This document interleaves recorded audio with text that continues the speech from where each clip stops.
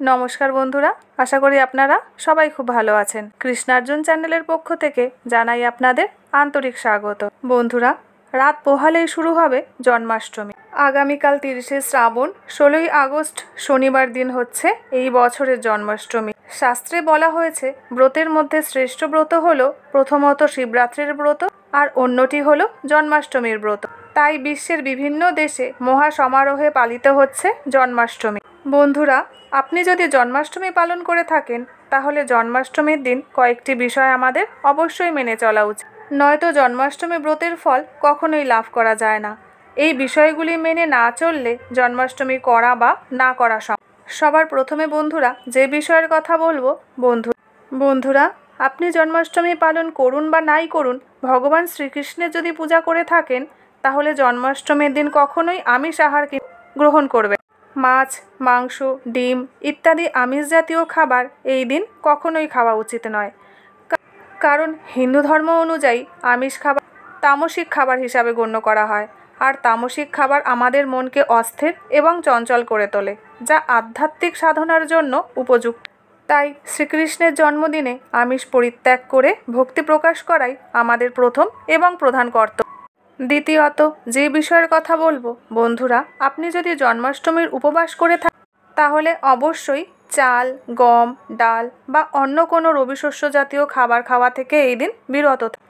উপবাসের এই নিয়মটি মনকে হালকা রাখে এবং মনকে ঈশ্বরের ধ্যানে স্থির রাখতে সাহায্য করে। শস্যের বদলে আপনি ফল, দুধ, সাবুদানা ইত্যাদি সাত্ত্বিক খাবার গ্রহণ করতে পারেন। তবে আপনি যদি উপবাস না করেন তাহলে নিরামিষ খাবার গ্রহণ করলে কিন্তু কোনো ক্ষতি নেই।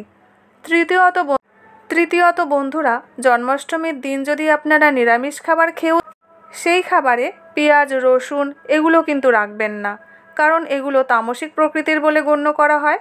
এই খাবারগুলো উত্তাপ ও উত্তেজনা সৃষ্টি করে এবং মনকে বিক্ষিপ্ত করে। তাই জন্মাষ্টমীর পবিত্র দিনে এগুলো এড়িয়ে চলুন।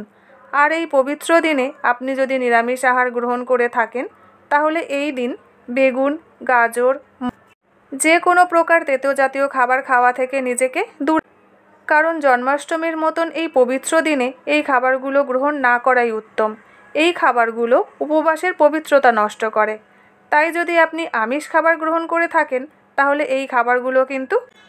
আর বন্ধুরা, এই পবিত্র দিনে যেটা সম্পূর্ণভাবে নিষিদ্ধ সেটা হচ্ছে যে কোনো মাদক।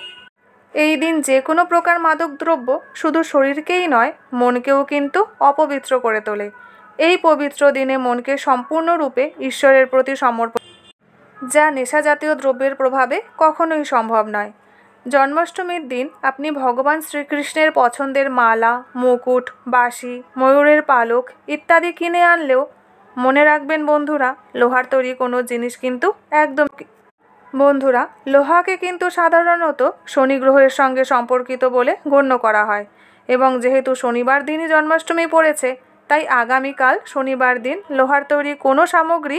বন্ধুরা, এই জন্মাষ্টমীর দিনটি যদি আমরা সম্পূর্ণভাবে শ্রীকৃষ্ণের সেবায় নিজেকে নিয়োজিত করতে পারি তাহলে দিনটি আমাদের সবার জীবনে আশা করি বন্ধুরা এই সম্পূর্ণ ভিডিওটি আপনাদের নিশ্চয়ই ভালো লেগেছে। আর যদি ভালো লেগে থাকে কমেন্ট সেকশানে আমাকে আর যদি ভালো লেগে থাকে তাহলে লাইক, শেয়ার, সাবস্ক্রাইবের